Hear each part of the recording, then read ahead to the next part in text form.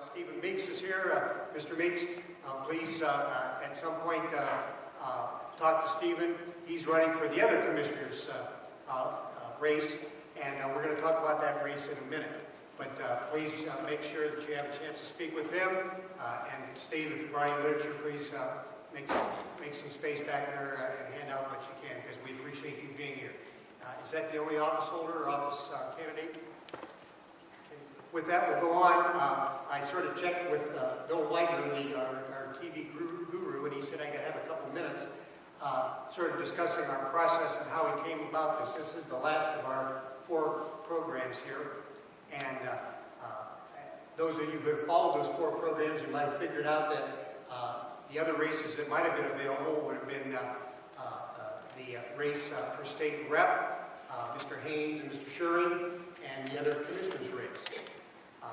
The way this process is, we wait till August when the final documents are signed in the Board of Elections. We then take it to our board. When we go to the board, we determine what races would be kind of neat to have presented here.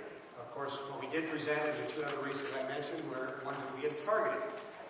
As the fellows here tonight, or any other candidates that had appeared here, I'll acknowledge that they got a phone call from me. I guess it's my job, it sort of has been for the last 10, 15 years, saying I've had the Timken Gym, our auditorium, reserved for X amount of dates, and it's actually 4 Wednesdays.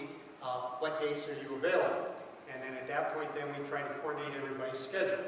As you can imagine, if my math's correct, I think we're talking 17 different candidates. And you can imagine how difficult it is to get responses back and try to coordinate their schedules. And it's very difficult for the candidates, too. And we appreciate, here we're talking about, a week and a half from the election, and here you're taking a night out, and we do appreciate coming tonight. But you can imagine how difficult it is to coordinate all the candidates. Our policy has always been, because in this particular case, that commissioner's race and that other state rep race, we couldn't coordinate their calendars where they were both available. We're then sort of presented with the position, do we have one with an empty chair? The candidate couldn't be here, or do we just not have it at all? And it's always been our policy not to have it all as both candidates were here.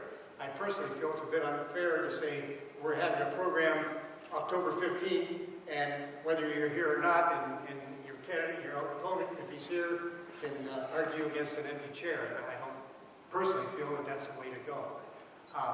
We are to relook at that policy we have every year that we've been involved, and the board may change that policy and have it that have an empty chair representing the candidate that couldn't be there, or we may not even have it at all. I don't know how that's going to work, but that's really how it came about.